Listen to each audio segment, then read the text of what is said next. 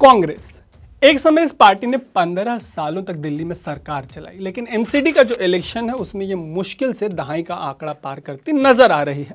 जब हम ये स्टोरी रिकॉर्ड कर रहे हैं तो एमसीडी इलेक्शन से जुड़े ट्रेंड्स आ रहे हैं जिसमें बदलाव की गुंजाइश रहेगी, लेकिन कांग्रेस को लेकर किसी ड्रास्टिक बदलाव की संभावना नजर नहीं आ रही। वैसे ये पहला चुनाव नहीं है जिसमें दिल्ली में पार्टी का यह हाल हुआ है। इस स्टोरी में आपको बताएंगे कि कैसे 2013 से कांग्रेस दिल्ली में गायब होती चली गई। इस पर भी बात करेंगे कि इसके पीछे की वजहें क्या रही हैं, और बात इस पर भी होगी कि क्या दिल्ली में कांग्रेस सच में अपनी स्थिति बदलना चाहती है। आपको याद होगा कि कैसे 2011 में अन्ना के आंदोलन की क्रांति आई थी। ऐसा लगा था कि देश से भ्रष्टाचार छू हो जाएगा। यह आंदोलन 2 सालों तक चला और आंदोलन को लीड कर रही इंडिया अगेंस्ट करप्शन जो है वो आम आदमी पार्टी में बदल गई। 2012 के नवंबर में बनी इस पार्टी का चेहरा था अरविंद केजरीवाल। उनका चेहरा प्रोमिनेंट हो गया और भ्रष्टाचार भले मत गायब हुआ हो, लेकिन अन्ना हजारे धीरे धीरे पिक्चर से गायब होते चले गए।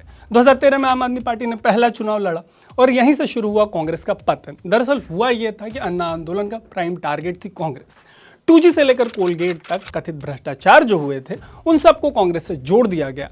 ऐसा ही एक भ्रष्टाचार का जो मामला है वो उछाला गया शीला दीक्षित के खिलाफ। कहा गया कि 2010 में जो कॉमनवेल्थ गेम्स हुए थे उसमें जबरदस्त करप्शन हुआ है।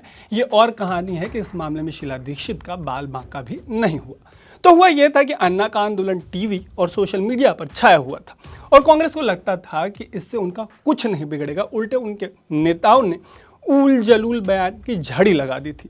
ऐसा ही एक बयान दिया शीला दीक्षित ने 2013 में। जब उनसे केजरीवाल से जुड़ा एक सवाल पूछा गया तो जवाब में उन्होंने कहा कि कौन केजरीवाल, मैं नहीं जानती। लेकिन जब 2013 के दिल्ली विधानसभा के नतीजे आए तो केजरीवाल ने शीला दीक्षित को करारी मात दी थी। इसके बाद कांग्रेस ही नहीं, बीजेपी और पूरा देश जान चुका था कि केजरीवाल कौन है। कांग्रेस का पतन इसी चुनाव से शुरू हुआ। इस चुनाव में एक बड़ा खेल भी हुआ था। जिन केजरीवाल ने कांग्रेस के करप्शन को लेकर इस चुनाव से पहले तक बवाल मचाया था, सीटें कम पड़ने पर उसी कांग्रेस से हाथ मिला लिए और सरकार बना ली। कांग्रेस के टॉप से बॉटम तक की लीडरशिप का मानना है कि केजरीवाल से हाथ मिलाना सुसाइडल था। इसके बाद दिल्ली समेत देश भर में कांग्रेस सिमटती चली गई। 2014 के लोकसभा चुनाव में दिल्ली की 7 में से 7 सीटें बीजेपी ने जीत ली और 2013 में केजरीवाल से हाथ मिलाने के फैसले पर कांग्रेस हाथ मलती रह गई।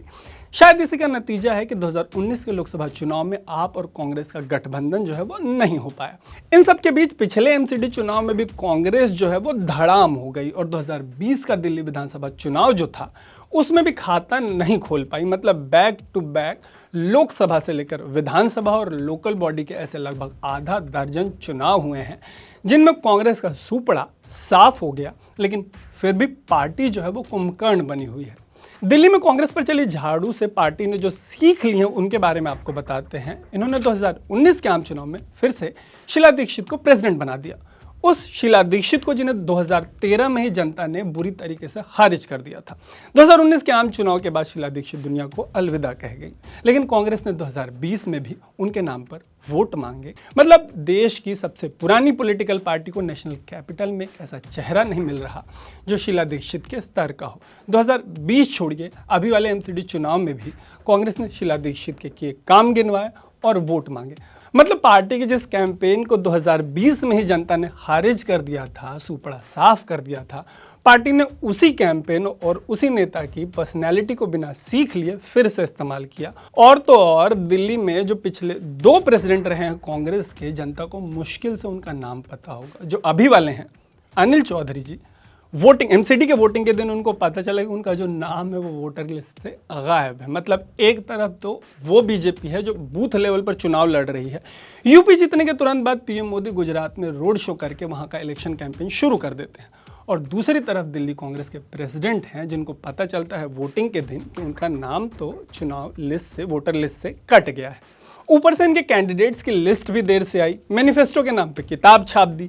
बीजेपी के होर्डिंग्स पर पीएम मोदी थे, आम आदमी पार्टी के होर्डिंग्स पर केजरीवाल, और इनके होर्डिंग्स गायब थे। न तो नेशनल लेवल पर कोई नेता आगे आ रहा है जिनके नाम पर वोट मांगा जा सके, और स्टेट लेवल पर तो अध्यक्ष जी ही वोटर लिस्ट से गायब हैं। तो हमारा काम था जानकारी देना। आप बताइए कि ये सब सुनकर आप कांग्रेस के बारे में क्या सोच रहे हैं। ऐसे ही एक्सप्लेनर्स के लिए देखते रहिए अनकट। मेरा नाम है तरुण।